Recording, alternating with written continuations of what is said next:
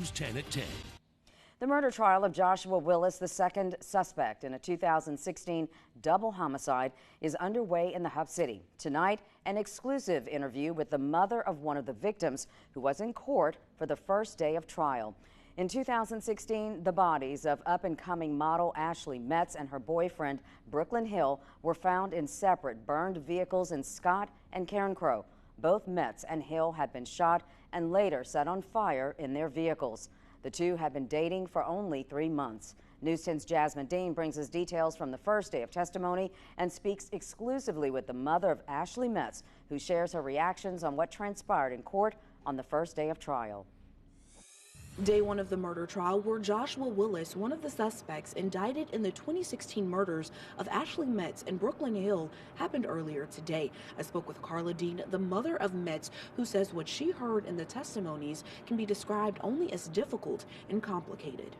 I mean, this is something that you can't prepare yourself for. Joshua Willis, the second suspect on trial for murder, is facing 2 counts of first-degree murder for the June 2016 deaths of Ashley Metz and Brouklynn Hill. For the first time, Willis sat before a jury while the other suspect, Joseph Sylvester, testified against Willis. Carla Dean, the mother of Ashley Metz, says although this is something you're never truly prepared for, she's ready to hear what will be said on the stand. It's exciting to know that we have finally come to this day.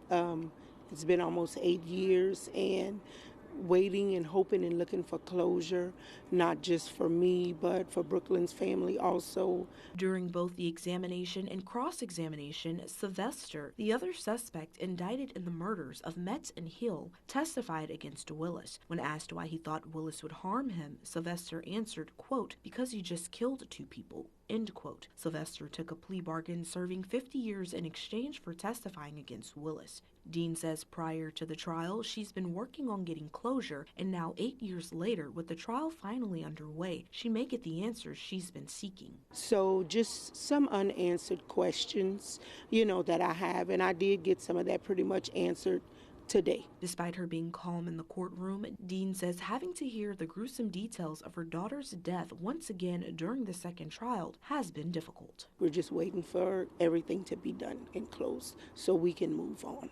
Dean says the trial is expected to last over the next 2 weeks, but she's hoping it would end sooner. In Lafayette, Jasmine Dean, KLFY, News 10.